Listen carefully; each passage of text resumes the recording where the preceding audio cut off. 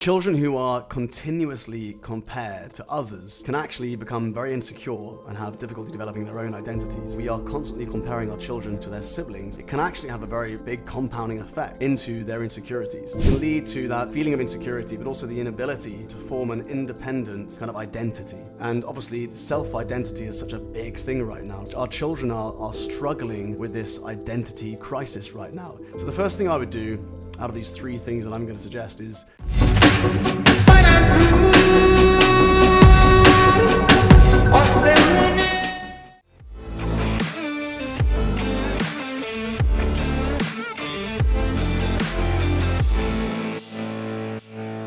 welcome back to another Warrior Academy podcast. Today, we're going to be talking about comparison, specifically answering the question, is comparison diminishing self-identity? So children who are continuously compared to others can actually become very insecure and have difficulty developing their own identities. And that's not just with their friendship groups or at school, but also with siblings as well. If we are constantly comparing our children to their siblings, it can actually have a very big compounding effect into their insecurities.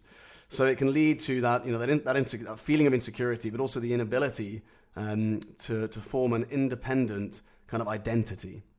And that is because they are seeking to be like something else rather than focusing internally on who they are as an individual. So ultimately it suggests that children are constantly compared to others, right? And particularly peers and siblings, and that they may start feeling inadequacy or self-worth because of it. And obviously self-identity is such a big thing right now, right? If you look at my other podcast episode on identity, I'd love to hear your thoughts on that. Our children are struggling with this identity crisis right now. It's reinforced by social media, but now it's becoming even more confusing with gender and what's going on in the conversations they're having in school around that. So what can we do as parents to make sure that our children don't feel like they've got difficulty living up to the standards that other people have set, that they feel they should be achieving, when actually they've got a very unique set of gifts which they need to explore themselves? So the first thing I would do out of these three things that I'm going to suggest is encourage children to focus on their own strengths. And one of the ways I love to do that is I sit down, in the Warrior Academy, we've done this many times, sit down with two children and ask them to write 5 things that they feel make the other child unique. Because so often we can't see it ourselves, right? If you ask a child what they're best at, they might come up with a few things, but their friend might think something very, very different about that. And so having someone else share their opinion can be such an uplifting experience for a child, which they don't forget, right? It could be that from a martial arts perspective, and try to stay away from the physical looks, like this makes them unique because of how pretty they are, whatever it is, right? That doesn't matter. We want to focus on the characteristics of their personality or the skill level they've developed through hard work. So it could be their self-defense techniques are really good, or it could be they're fantastic at closing their eyes when they meditate for a long time. And these are things they didn't even realize they were good at, right?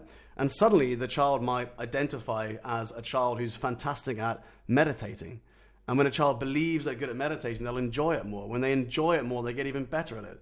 And if you look at that episode on identity, I talk about the painting a picture of who we become and this self-fulfilling prophecy. When we talk about how great we are at something, we ultimately end up being much better at it. And it's the same for children. So this little technique of sharing the unique traits with another child, but write down 5 things each, and then share them independently. And that's a really good technique for actually discovering some of the unique traits that other people see in you, which you don't see in yourself. It's very, very powerful. Just a quick shout out to the guys at Shield who manage this podcast, come up with the strategy behind the podcast, help me schedule interviews, as well as do all of the editing and the producing of the podcast. Without them, we wouldn't be able to produce this podcast. If you would like to create your own podcast, I can't recommend the Shield team enough. They have done well over 100 episodes for me over the last few years, and I've been so pleased with the results. So have a look in the description of this video or the podcast episode, and you'll see how to get in touch with them yourself.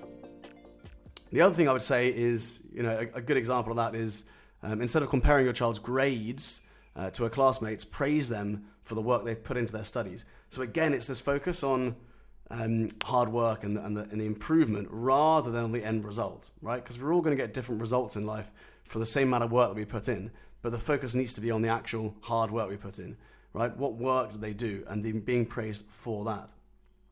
The next thing is helping children to understand that everyone's different and that there's no one size fits all when it comes to success and achievement. So for example, instead of pushing them to take a certain path in life, talk about all the different paths and options and make all of them as valuable and interesting as possible.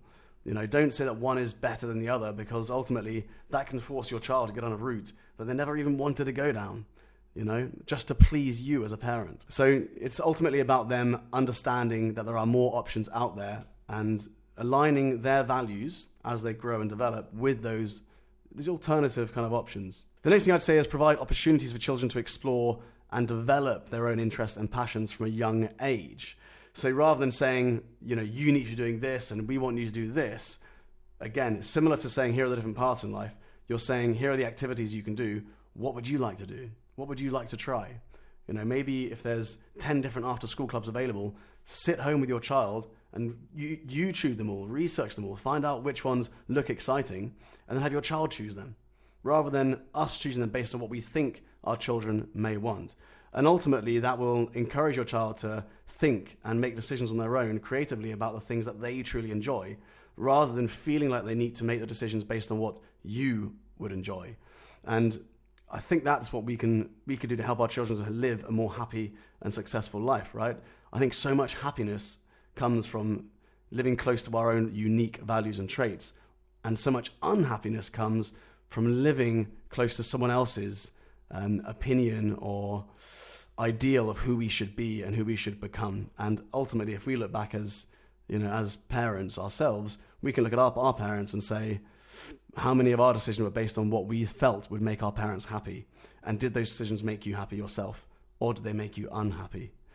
So I think it's quite a deep topic. I've tried to do it in quite a short amount of time, and I hope that helps answer the question of, is comparison diminishing self-identity? Let me know your thoughts in the comments. Did you enjoy this episode? Do you agree with what I'm saying? What would you say as a parent yourself? Let me know. Write the comments on YouTube or on the podcast as well. And make sure if you've enjoyed this episode, you subscribe to the YouTube channel and to the podcast as well, so you don't miss another episode. Thank you so much for tuning in, and I hope to see you at the next one.